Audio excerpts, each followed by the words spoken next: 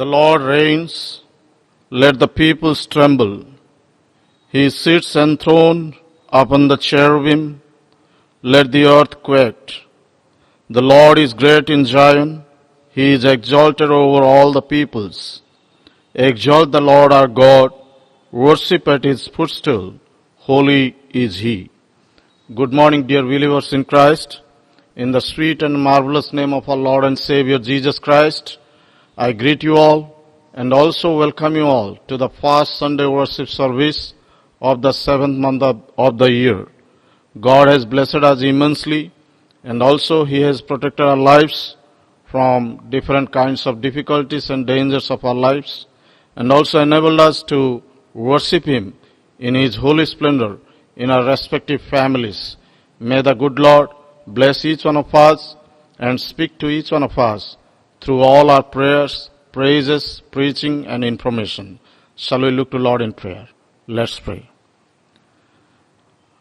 Our loving and living heavenly eternal Father, our King of kings and Lord of lords, Lord, we thank you, we exalt you, we glorify you, because, Lord, you are worthy to receive all glory, honor, and praise from us. Divine Master, humbly at this moment we bow down before your throne of grace, and we confess all our secret and exposed sins before you. Lord, pardon us and prepare us for thy holy service, so that in a worthy manner, with an empty mind, we will be able to worship you, and we will be able to fill with the power of your Holy Spirit. As you are going to speak to us through your dear servant, Pastor Aaron Balchandar, Lord, you grant him a fresh anointing of your Holy Spirit and prepare us by the power of your Spirit, so that, Lord, this morning will bring new mercies in our lives, and we will be delighted while we come in the fellowship of your living words, committing ourselves, the rest of the worship service, and especially your dear servant unto your mighty hands. We ask in the most precious name of our Lord and Savior, Jesus Christ. Amen. Oh, what a wonderful, wonderful day I will never forget. After I wandered in darkness away, Jesus my Savior I met. Oh, what a tender, compassionate friend, he met the need of my heart. Shadows dispelling with joy, I am telling, he made all the darkness depart. Heaven came down and glory filled my soul, filled my soul. When at the cross my Savior made me whole, made me whole. My sins were washed away, and my night was turned to day. Heaven came down and glory filled my soul. Born of the Spirit with life from above, into God's family divine. Justified fully through Calvary's love, all understanding is mine. And the transaction so quick he was made, when as a sinner I came. Took of the offer of grace he did proffer, he saved me, oh praise his dear name. Heaven came down and glory filled my soul, filled my soul. When at the cross my Savior made me whole, made me whole. My sins were washed away, and my night was turned to day. Heaven came down and glory filled my soul. Now I've a hope that will surely endure after the passing of time. I have a future in heaven for sure, there in those mansions sublime. And it's because of that wonderful day, when at the cross I believe, riches eternal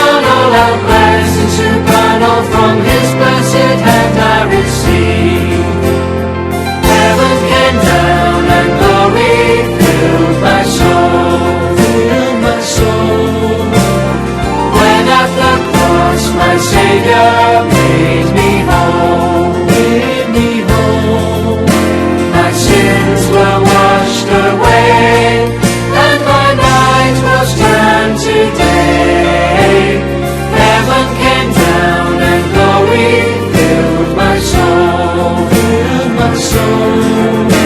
My sins were washed away, and my night was turned to day. Heaven came down, and glory filled my soul. Greetings to you in the majestic name of our Lord and Savior Jesus Christ.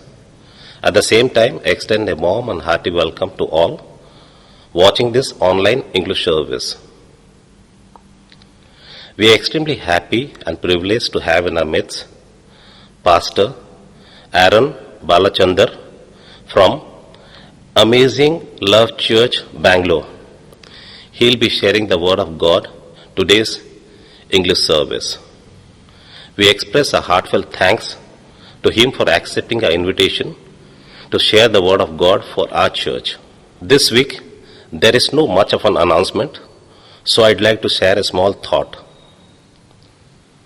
God knew you and me in detail. Before our parents could know, we were there in the mind of God. Even though He has created us, He doesn't control everything. The only thing He controls are the things that is submitted to Him, or people who willingly submit to Him, He will control. If a human being doesn't want to submit to God in that area of life, he will not go to control that.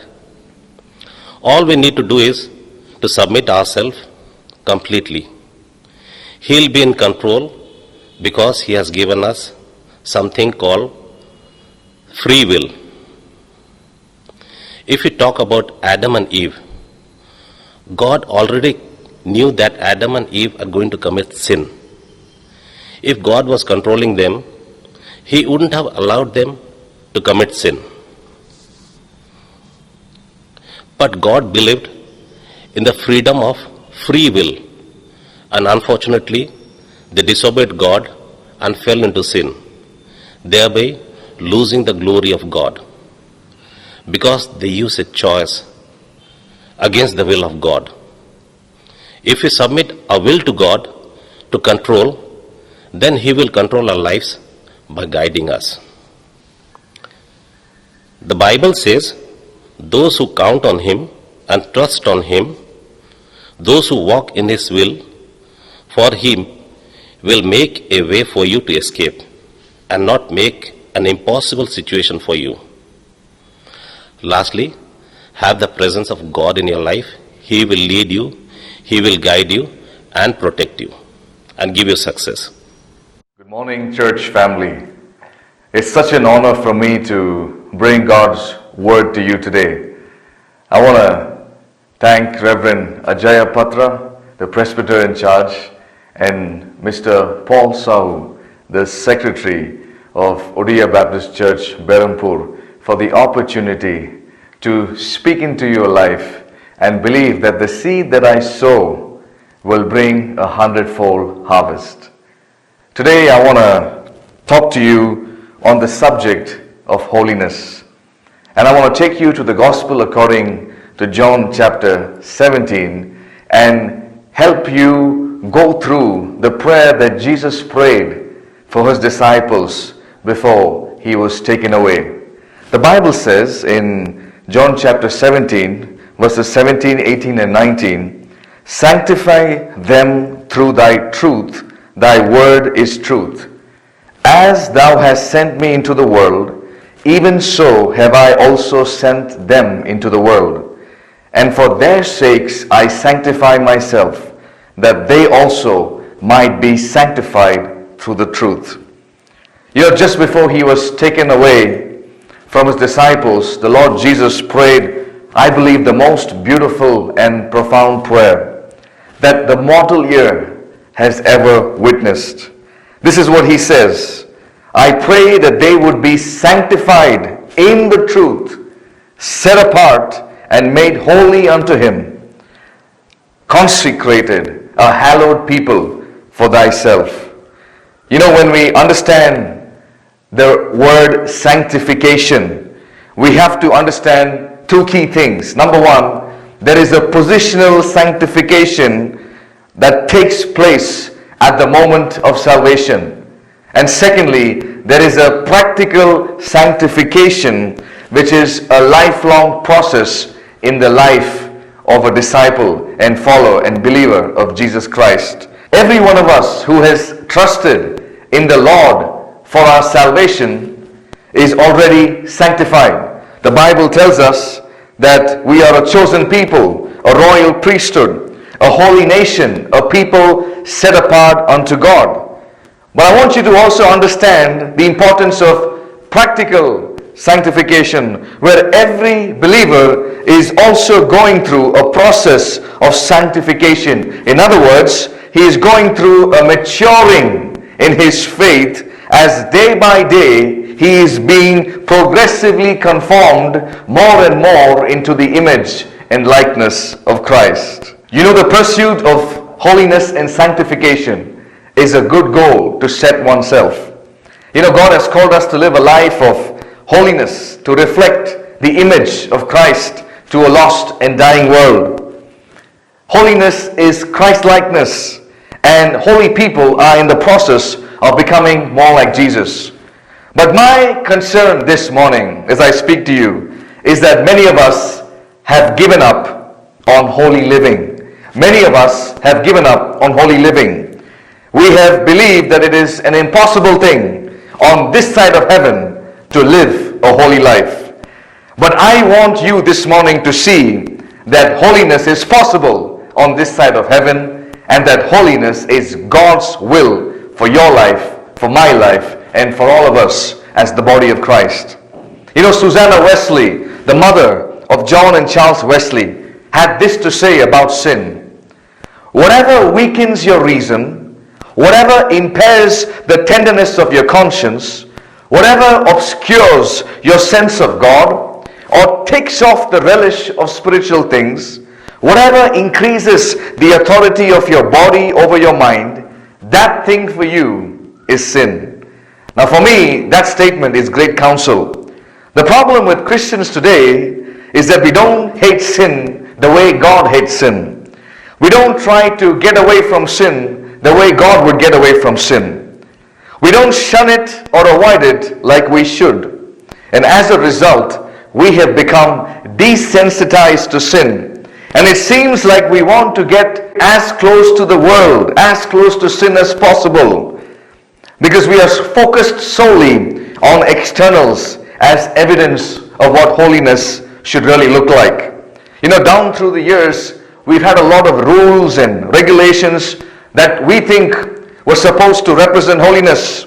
You know, don't go here, don't go there, can't do this, can't do that. Lots of rules and regulations that were supposed to show that we were living a holy life. And in the midst of it all, we thought that we could have kept a few rules and regulations and look good on the outside, but there was no genuine change of heart on the inside. You know, holiness is more a matter of the heart than it is a matter of keeping a list of rules and regulations. That's not holiness, it's legalism. But when my heart is in alignment with Christ, I don't need a bunch of people making rules that tell me how to live, because I am going to have God's Spirit living with me, and I will know in my heart that what I'm doing is wrong, and I won't do anything that hinders my relationship with Christ. I've been asked the question as a pastor very frequently: how does one live a holy life? How does one live a holy life? My answer to that is simply this: a feeling of disillusionment in one's own ability to live a holy life. A feeling of disillusionment in one's own ability to live a holy life. You know, some of you may have thought that holiness sounds good for others, but you could never do it. You know, I couldn't live a holy life. I was weak, I was inconsistent, I tried it so many times, and I just could never seem to match the standards of God's holy word. But when I understood that the key to holiness was not focusing more on me and my flaws and my imperfections and my weaknesses and focusing more on Christ, that is when I realized that holiness is not something that you do on your own. Holiness is something that you do when the life of Christ starts operating and living through you.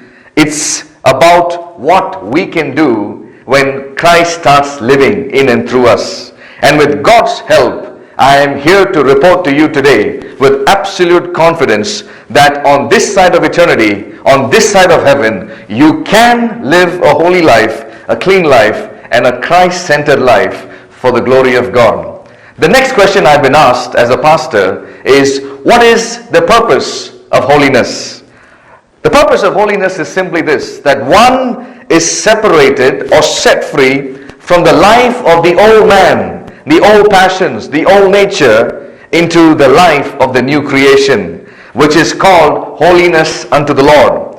That is, from that point onwards, when one is chosen by Jesus to be his disciple, one should live a consecrated life, empowered to abide in the vine, and let the vine abide in him. The Bible says in John chapter 15 verse 5, I am the vine, you are the branches.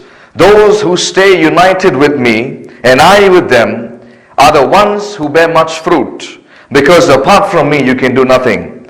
You did not choose me, I chose you, and I have commissioned you to go and bear fruit that will last, so that whatever you ask from the Father in my name, he may give you. You know, when you study church history, the history of the church that Jesus is building is replete with autobiographies and biographies of those who were separated unto holiness and how they processed the words of the Master to fulfill them in their lives. God's purpose in saving us is described here by Paul as God's way of purifying us. God's purpose is not just a saving, it is also a purifying. In other words, your salvation should make a difference in this world. Take the example of two great Christian leaders of the recent past. One was Clifford Barron. He was one of the greatest orators America has ever produced. One respected pastor called him the greatest preacher since the Apostle Paul. Audiences everywhere were spellbound by his messages. At age 25, Clifford Barron had touched more lives, influenced more leaders, and set more attendance records than any clergyman his age in American history. Then there was Dawson Trotman, who was bright, artistic, and also highly articulate. He loved the challenge, and at age 27, with but 1 year of seminary and 1 year of Bible college behind him, he set up a discipleship group called the Navigators. His ministry demanded holy, disciplined living, and he had his share of critics for the strong emphasis on holiness. But he pressed on, and many had their lives impacted by the ministry of the Navigators. Both Barron and Trotman died before their time. Barron, the great preacher, died in his mid-30s.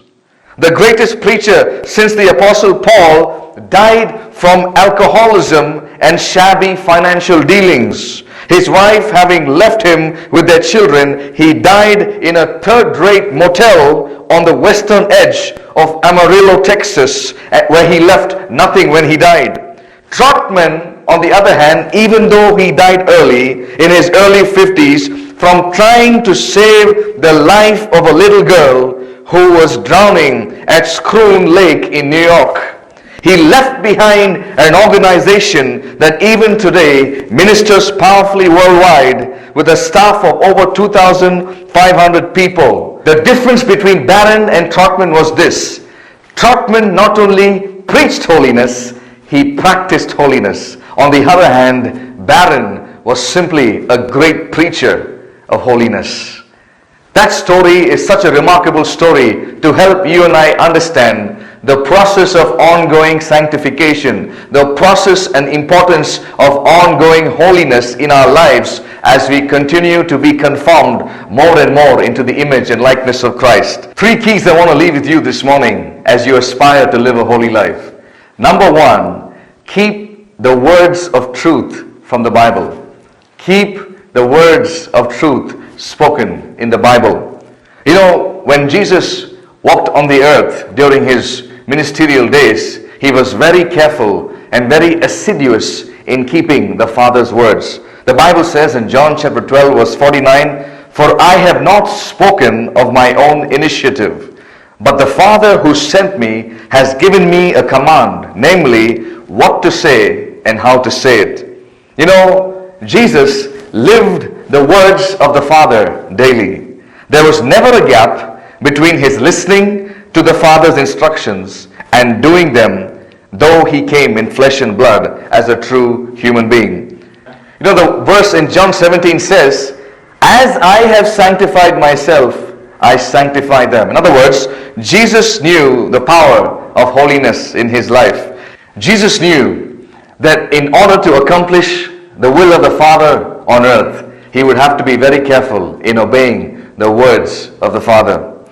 You know, if you can be very careful to allow the words from the Bible, the scriptures, the truth of God's word to remain in you, then the word can prune you and shape you and mold you and help you find resistance to the flesh that is trying to push you on the side of the world. But with the words that come from the Holy Scriptures, as you abide in the vine and the vine in you, that you will be conformed and be transformed more and more into the image and likeness of Christ. Number 2, if you want to live a holy life, then be ready to do God's will.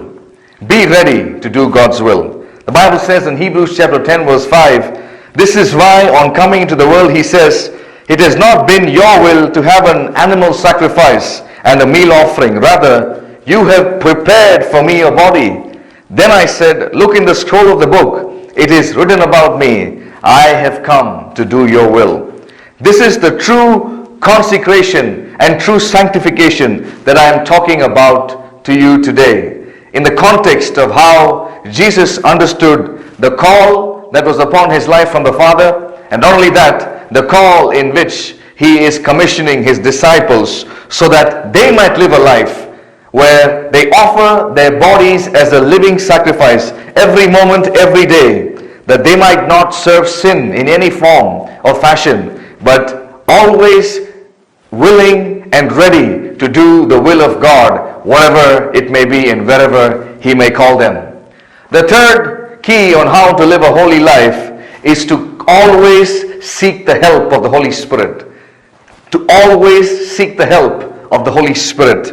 You know, the presence and the partnership of the Holy Spirit is so important if we have to walk in victory over the world, the flesh, and the devil. You know, by the Holy Spirit, your flesh, your self-will, and your selfish ambitions can be crucified with Christ, and you can walk in authority and victory in life. The Holy Spirit has an ability to separate you and me to the call of holiness, because it is his power in us that gives us authority over sin and helps us crucify our flesh in Christ so that we and I can walk in Christ's resurrection power.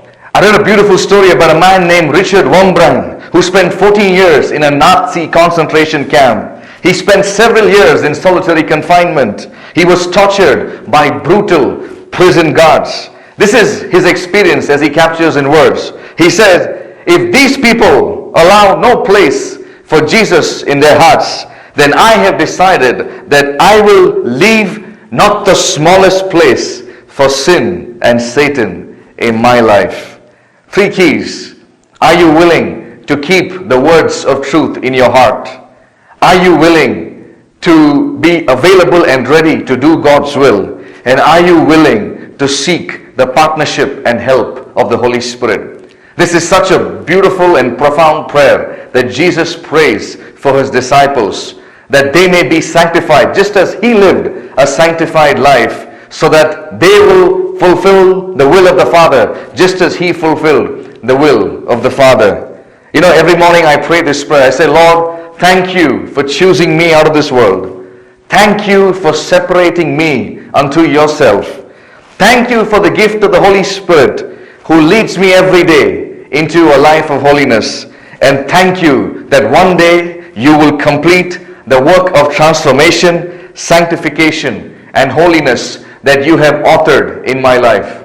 It was such a joy to bring God's word to each and every one of you today. Even though I may not be with you in person, I believe that the Holy Spirit has spoken to your heart this morning. And I trust and pray that even though holiness and holy living is not in form and fashion today, that you would sanctify yourself, that you would consecrate yourself, that you would be a person, a man and a woman set apart to a life of holiness, so that just like Jesus, you will go on to fulfill the will of the Father in your life, and may your life be a witness to many nations to the glory of God the Father.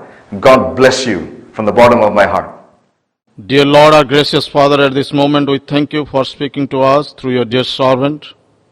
Help each one of us to abide with the commandments that you have given to us, and to being used as the meaningful vessels for the extension of a kingdom through the time of this darkness, so that, Lord, many souls, they will be able to enter into your kingdom and your name will be glorified. At this moment also we pray for each and every family. Bless them abundantly, cover them under your grace, and protect them from all the dangers of their lives. Once again, thanking you for all the acts of worship service and committing ourselves rest of the day unto your mighty hands. We pray in the most blessed name of our Lord and Savior, Jesus Christ. Amen. Now may the grace of Lord Jesus Christ, the love of God, and the sweet communion of Holy Spirit rest and abide with us all, for now and forevermore. Amen.